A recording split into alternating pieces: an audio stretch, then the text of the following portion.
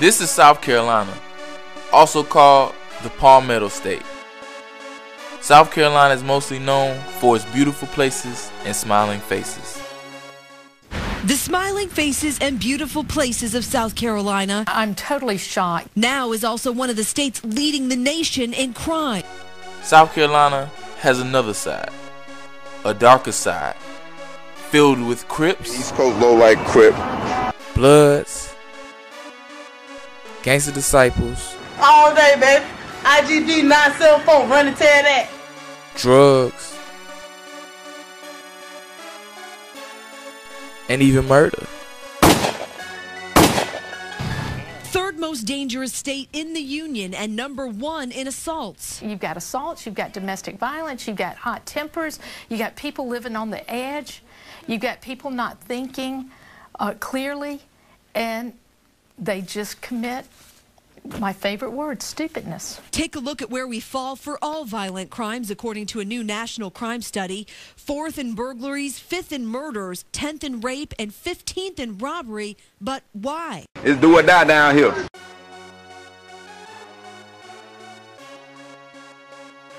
To fully understand why South Carolina is so full of crime, you have to narrow it down to 4 major factors. The first factor is education.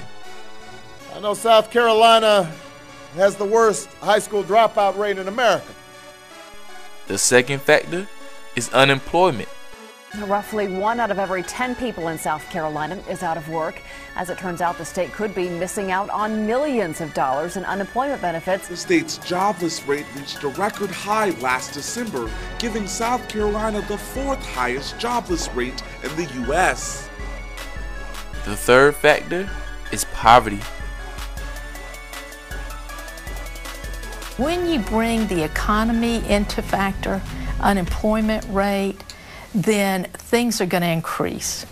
Burglaries are going to happen, thefts, auto thefts, a lot of things will develop because these people have to feed their family. The fourth and last factor is drugs.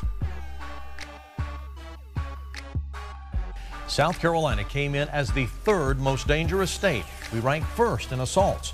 Crime experts say our increasing drug and gang problem, along with a high unemployment rate, have pushed us up the list. Because more people are at home, because they're unemployed, because people have families they have to feed, they are looking for other alternatives. Practice give a nigga no trust when they don't give him no job. I mean, you got a lot of people that got charges. I've been in the county like 13 times. You know, they can't really get certain jobs. You know what I'm saying? There's a lot of people that ain't graduated from high school yet. There's a lot of people that don't even look about even going to college. So their goals is way more different. You know what I'm saying? You might be trying to look for a job. They might be trying to look for that work. I mean, then if you ain't got the money to get that work, then you messed up. Because, I mean, you can't get no jobs, so where your money gonna come from? In 2008 to 2009, South Carolina spent nearly $38 million against the war on drugs. Despite drug raids, drug kingpins still flourish. Take 23-year-old marijuana millionaire Celso Soriano Vasquez.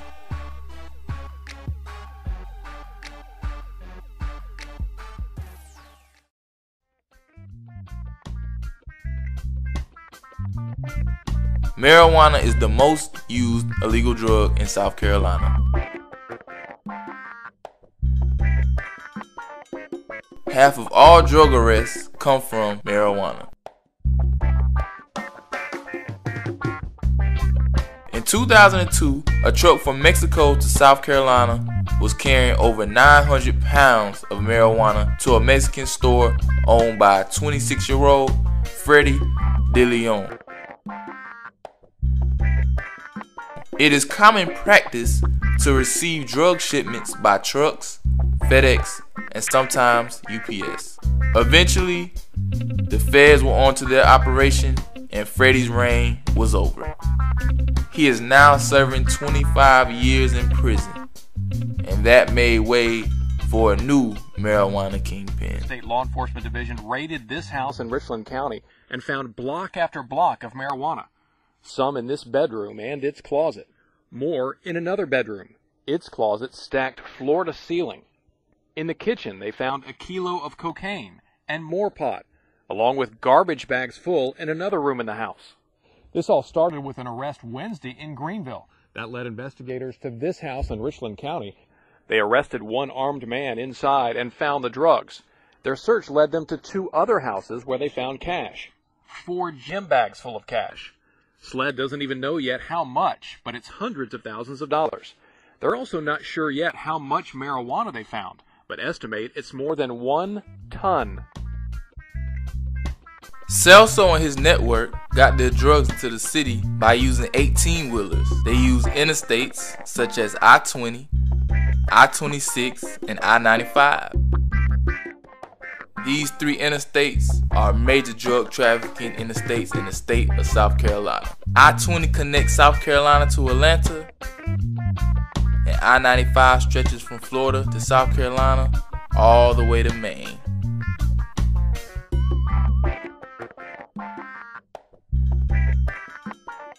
In 2010, Celso's reign had ended. When authorities got him, they caught him with over $1 million in cash, 2 pounds of cocaine, and over 2,000 pounds of marijuana. At $1,000 a piece, the street value can go up to over $20 million. Today was kind of the fun day. We got the cash, we got the bad guy, we got the guns, we got the dope. Now, he says, the hard work begins of trying to find out how far this extends and who's involved. So far, they've arrested 2 men, the one in Greenville during the traffic stop and the one at this house. But investigators say they're not the kingpins. This is a major operation. This demonstrates the amount of drugs that are coming in from Mexico.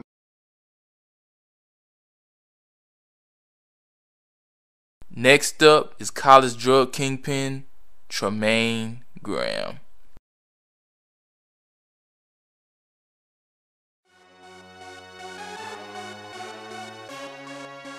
He was the son-in-law of Atlanta Mayor Shirley Franklin. His mother-in-law could have never imagined her son-in-law had shipped over 1,000 kilos of cocaine into the United States.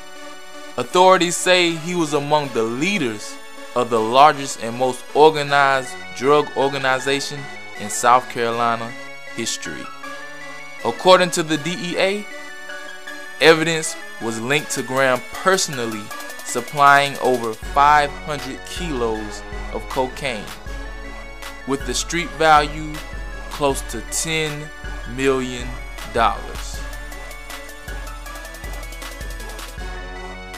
But he wasn't always a cocaine kingpin.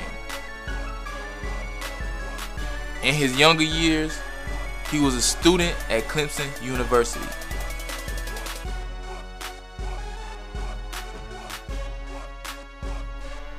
But Tremaine wanted to live large.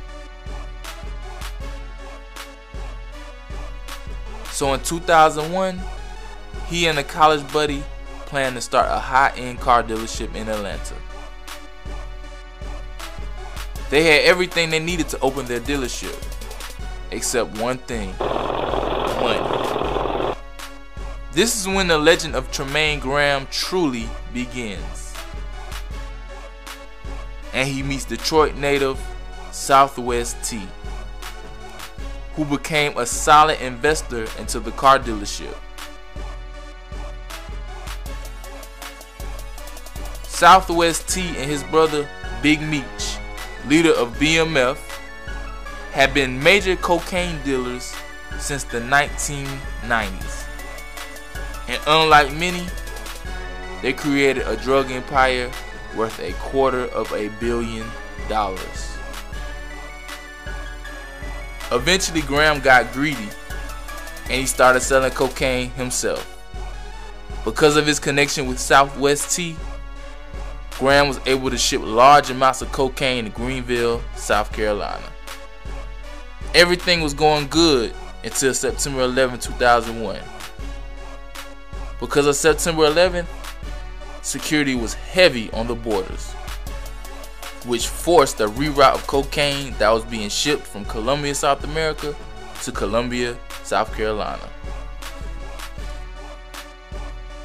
In 1998, 1,400 kilos of cocaine were seized at the port of Charleston, straight from the Bahamas in South America. After the terrorist attacks, cocaine shipments from South America now had to go through Mexico, and then Atlanta, and then South Carolina. The Mexican cartels wanted the same power Colombians had, and were willing to kill. More deadly violence tonight in Mexico's raging drug wars, and new concerns about the violence spreading through this country as Mexico's warring drug cartels extend operations into the United States. Casey Wyan has our report.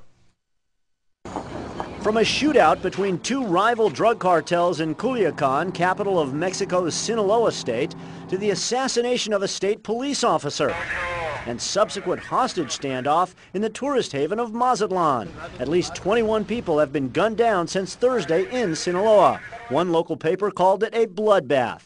And there's mounting evidence Mexico's drug cartels are spreading throughout the United States.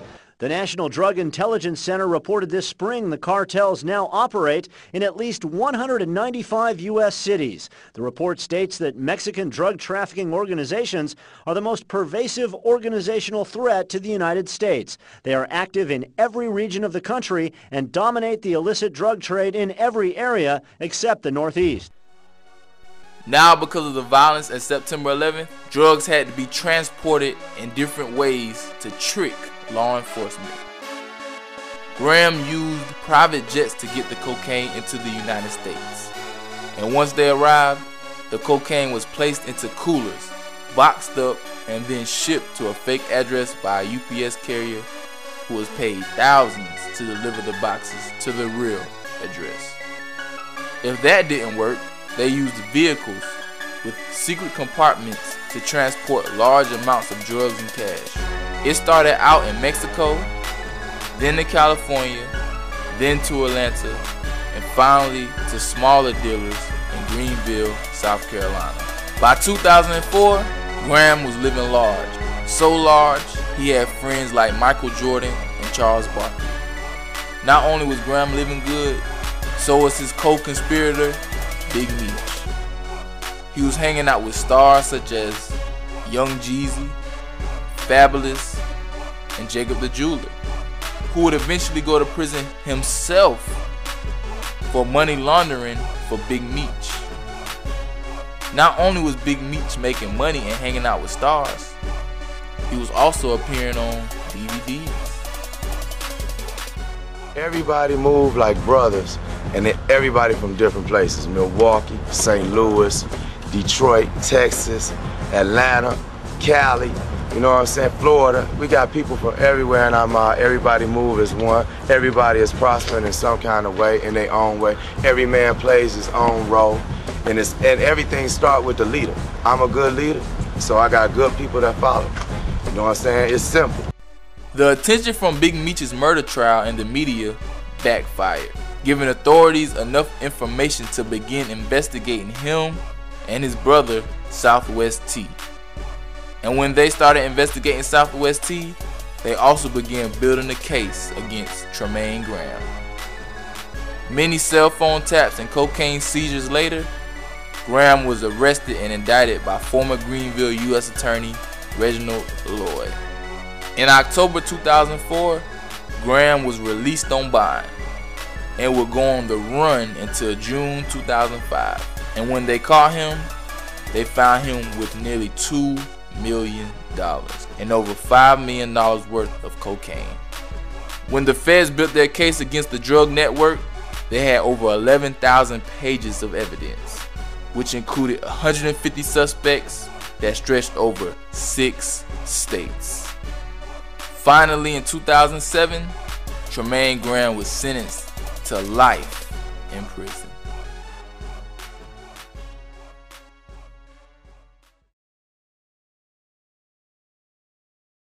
Finally, one of South Carolina's finest, Officer Matt Durham, the drug dealing police.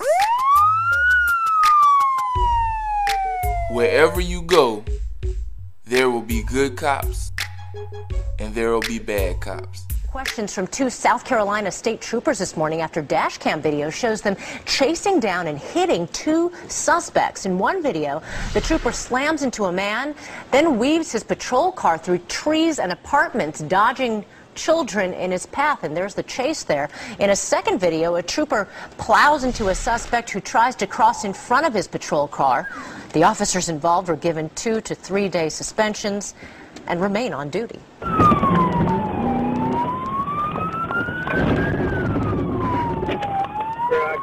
Hey, I never out of him. Huh? I never out of him when he hit that damn field.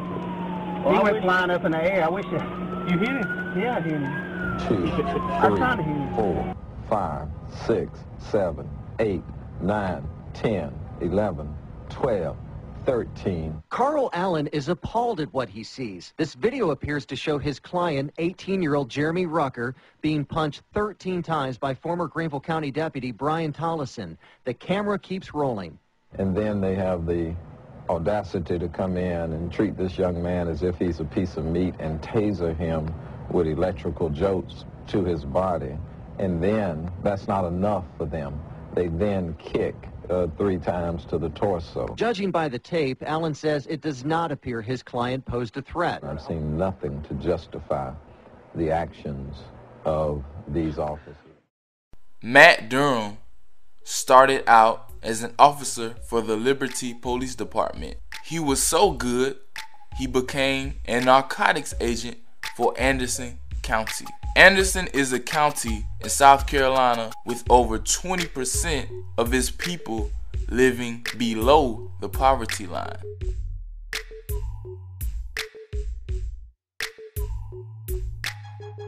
And wherever there is poverty, there is drugs.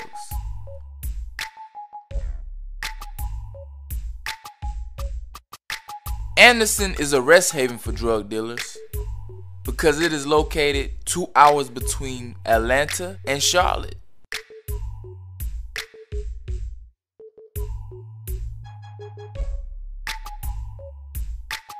In 1998, Durham was involved in a routine traffic stop where he seized an ounce of crack cocaine. The search was considered inadmissible and the case was thrown out in court. Situations like these happened to Durham more than once, and he was tired of watching criminals achieve the American dream. He felt like it was time for his own piece of the pie. In the early 2000s, Matt began recruiting drug dealers to help him sell drugs. Once he found the right dealer, he provided the dealer money to buy up to a pound of meth worth $20,000, with the street value 2 times that.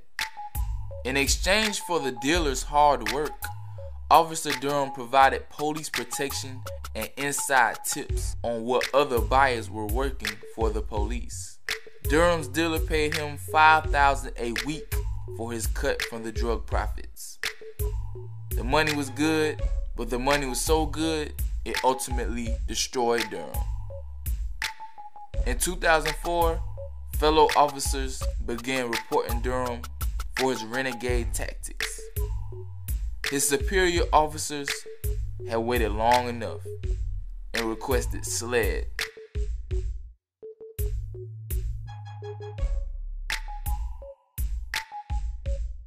A statewide criminal investigation agency led by former South Carolina U.S. Attorney Reginald Lloyd. Once SLED got involved, it didn't take long for a sting operation to end Officer Durham's drug dealing career. After he was arrested, a search of his home revealed a safe with over $200,000 in it. That ultimately sealed his fate. Once the money was seized, Matt Durham was sentenced to 13 years in a South Carolina prison.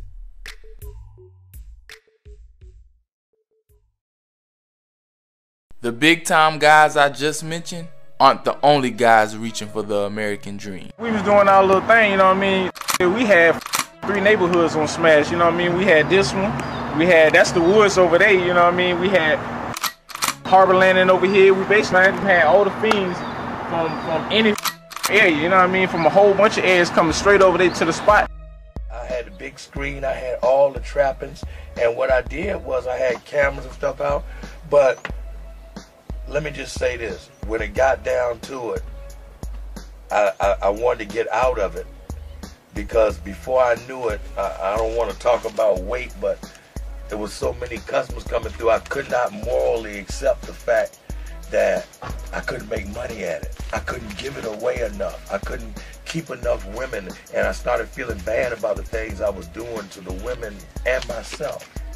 Next thing, so what happened was the police sent, what is it called, confidential informants in, and they did a series of buys from me, and that's what happened. After that, they had a reason for a search warrant, and they just came in, kicked the doors in, and the rest is history. The common denominator in every case is money, greed, and prison. Stay tuned for episode 2 of South Carolina Drug Wars.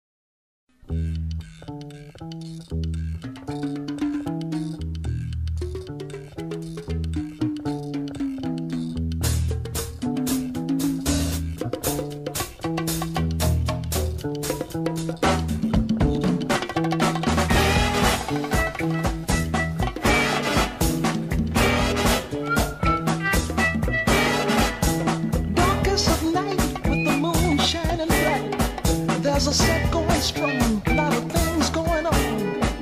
The man of the hour has an air of great power. The dudes have envied him for so long. Oh, Superfly, you're gonna make your fortune by and by. But if you lose, don't ask no questions why. The only game you know is do or die. Hard to understand, but a hell of a man. This cat of the slum had a mind, wasn't dumb. But a weakness was shown, cause his hustle was wrong. His mind was his own, but the man